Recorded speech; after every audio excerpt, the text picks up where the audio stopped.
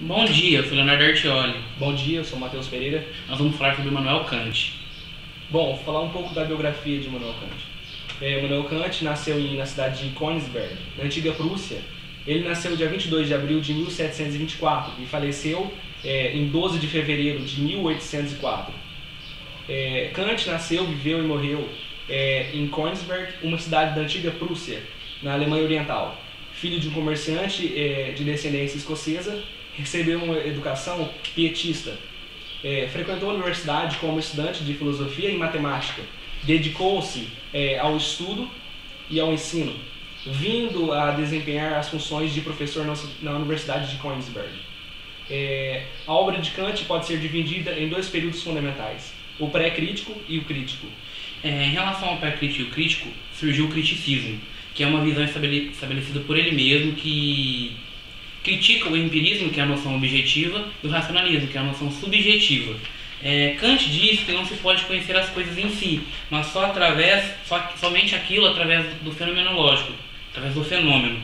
E ele faz ligação entre a experiência frente aos fenômenos, assim tendo uma conclusão juntamente com a crítica. Então, quer dizer, juntando o fenomenológico, o criticismo e as conclusões, surge através da crítica. E assim podemos entender que o sujeito só conhece o objeto através da relação que ele tem com o próprio. Eu só vou conhecer um determinado assunto, determinado objeto, através da relação que eu tenho sobre ele, minha visão crítica sobre ele.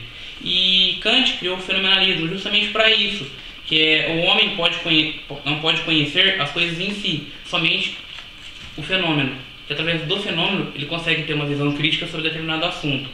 E Kant criou um termo em latim chamado a priori, quer dizer, o prévio, o conhecimento prévio, aquilo que a gente conhece antes de conhecer outra coisa.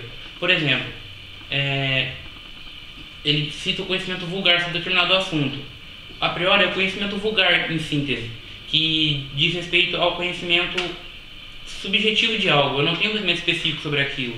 Então, a priori, a princípio, eu não conheço nada. Após o afunilamento desse conhecimento, se traduz o conhecimento científico, que é a posteriori, o conhecimento posterior ao conhecimento inicial.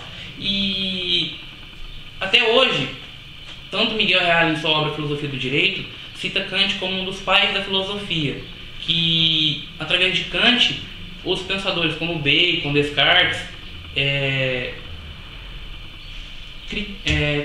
pensou sobre a situação vivida na época atual, e todos os seus pensamentos refletem no atual dia, hoje, pois as situações vividas naquele momento, em 1700 e pouco, são não idênticas na situação prática, mas em pensamento são iguais. E Kant diz o seguinte, que através do nosso conhecimento sobre determinado objeto, podemos fazer a crítica específica, só que através do fenômeno. Então, Kant abre um leque de opções para o pensamento objetivo. E ele tem obras relacionadas ao criticismo mesmo. Destacando duas das principais obras em relação ao criticismo, uma é a Crítica da Razão Prática, que foi escrita em 1788, e a Crítica da Faculdade de Julgar, em 1790. Só fazendo um complemento que o Leonardo disse a respeito do que ele escreveu, que hoje causa efeitos até hoje. No meu ponto de vista, a cada dia que passa, a gente só vai aproximando do que foi escrito e não se distanciando. E Kant pode ser considerado um dos pais da filosofia. E a gente queria encerrar com uma frase dele para poder todos terem uma reflexão sobre isso, que o direito é a coação universal que protege a liberdade de todos. Muito obrigado. Muito obrigado.